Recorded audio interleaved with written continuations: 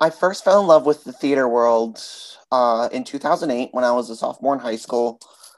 I auditioned for my high school drama club because I was looking for kind of, in some ways, a social outlet because I just transferred high schools and I, I just went through a really bad freshman year and I was kind of hoping to find a way to get more out of my shell.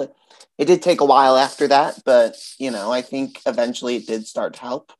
But also, I at the time, because I was an actor first before I was a playwright or producer, I was fascinated by the idea of actors who turned into characters who were radically different from who they were in real life. Like if you watch a movie, for example, with a really good actor and then watch the interviews with them where they're talking about the movie, a lot of times you can tell how different they are. And I was always fascinated about that at the time, like in terms of escapism, in terms of going on stage in front of an audience as someone other than you're not.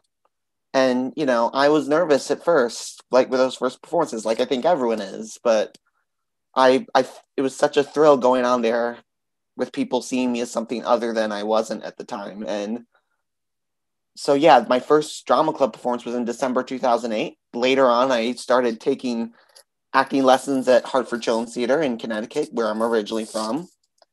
I did community theater a lot. I went to college to study theater. It was around that time where I took a playwriting class where I started to transition more into that because I was actually more into writing first. Like I'd been writing like fan fiction of like Star Wars and Lord of the Rings and all that since I was 7.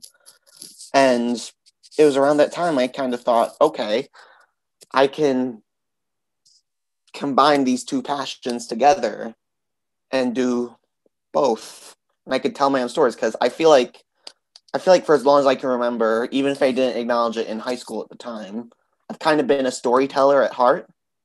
Like I've loved the idea of creating my own characters, telling my own stories, promoting whatever messages the stories might have. And so I did that. I wrote tons of short plays, like most of which have not been produced, although a few have since college. And after that, when I graduated from college, I moved to New York in 2016. I produced 7 short plays, the first one being in October 2016 at Manhattan Rep.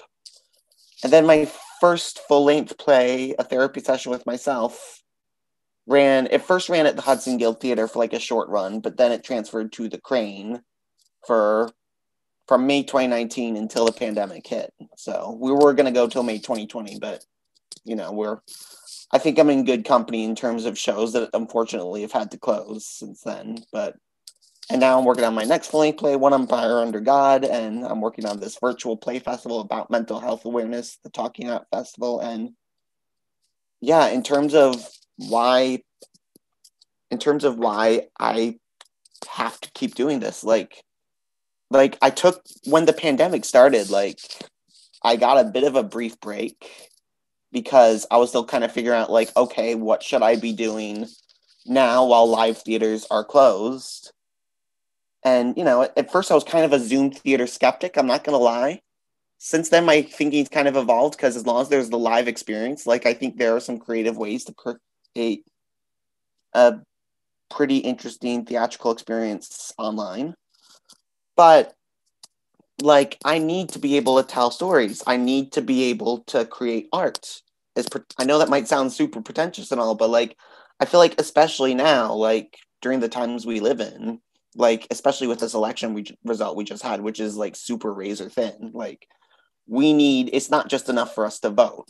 We need to be out there now, pandemic or no pandemic, doing whatever we can to promote our stories and to try and at least make a dent in the world, even if we can't change it all on our own.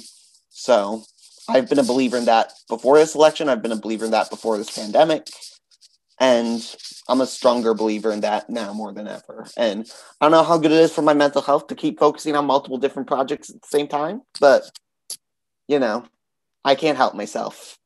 If that's the worst thing I'm addicted to, I think I'm in good shape. What draws me to playwriting, like, as opposed to like screenwriting, like I do write screenplays too. I actually am producing right now a short film right now called The Fire That Won't Stop about PTSD, which will hopefully be out sometime after this interview airs.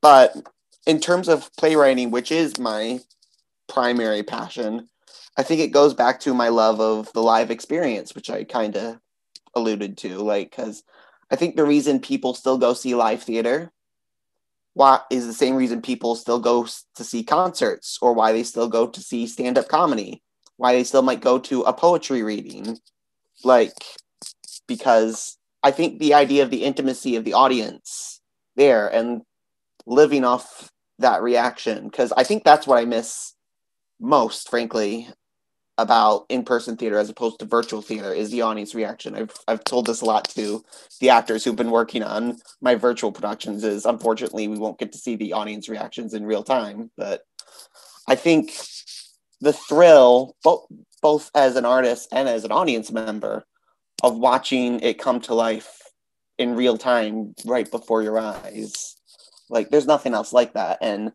you can't get that in a movie theater. You certainly can't get that on Netflix or whatever. You can't get that from watching something on your computer, which I probably shouldn't be saying but while I'm being interviewed for a YouTube channel, I hope you don't mind. But, like, there's really nothing else like it. And I hope soon there will be a vaccine so we can go back to doing that. But in terms of why I have loved playwriting as my primary passion before, and why I will still continue to love it for the rest of my life, yeah, I'd say that's it. Like, my writing process varies from play to play. Like, usually there's some basic things, like, that apply to most of my plays. Like, I try and do an outline beforehand. I try and do certain bullet points for, like, different plays. And once there's a first draft, I go back and read it and do tweaks before doing a table read of it or whatever. But honestly, it depends on the play. Like, if you look back at Therapy Session with Myself, which was my first full-length play produced in New York, like, that's kind of all over the place. And I like to say that's like a, quote, deliberately messy play, because it's supposed to reflect the way my brain works. Like, if you ever try having a conversation with me outside of, like, an interview setting, like, my brain can go all over the place. I can go from one topic to the next and one topic to the next. But like, if you look at my new full-length play, One Empire Under God, which we're hoping to announce more virtual performances soon. We just had a virtual reading for, like, a select audience, but we're hoping to do more performances in the future for the public. But, like, that's, it's still experimental in some ways, but, like, there's definitely more of a structure to that. There's definitely more of a beginning, middle, end for the two acts. So, and also there are some plays which are more, like, if you look at my one acts, like, I wrote a play called Unaffordably Unhealthy, which is basically a series of monologues, which I did research based off real life healthcare industry stories. If you look at my short play, What I Left Behind, that was actually originally a poem that I wrote. And then I edited that to make it sound more naturalistic in terms of dialogue. And then I added in scenes in between where it made sense, like short scenes.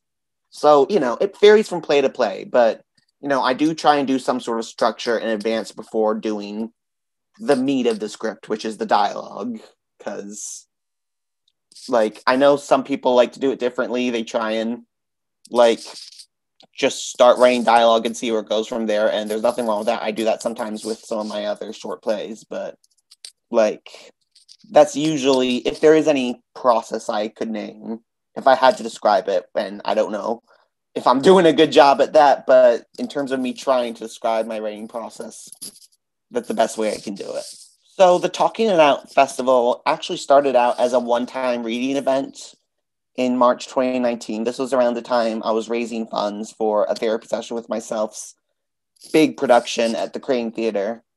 And I wasn't thinking I would do it again, but the reception was so positive, and mental health is obviously, as you can look from my own writing, is obviously an important issue to me. Like, I'm someone who has an anxiety disorder. I have Asperger's syndrome. I have a lot of different things that I'm dealing with. So, And, you know, being a producer with all that isn't. But anyway, so like in terms of it being a virtual festival, I was going to do an in-person festival. I was actually in talks with a venue. I don't want to say which one because I still want to work with them on another project someday. But I was in talks with them to bring it there on the same schedule that we're doing it now for the virtual festival. But then the pandemic hit, and so I figured I still have all these play submissions. I got a ton of play submissions in late 2019. And so I felt I don't want to let these go to waste because there were some really good submissions that I got. And so I figured why not just do it virtually on the same schedule? And A, it's cheaper because than renting a venue to do it on Zoom. But B, like I noticed with some other Zoom performances that I'd watched, like there was a lot of potential in terms of backgrounds, in terms of performances, obviously, to create an experience that would be unique to the audience. And, you know, hopefully when people come see it on November 21st, they will agree with that sentiment. But, and like, in terms of me though, like mental health has been an issue that's been very important to me for a while.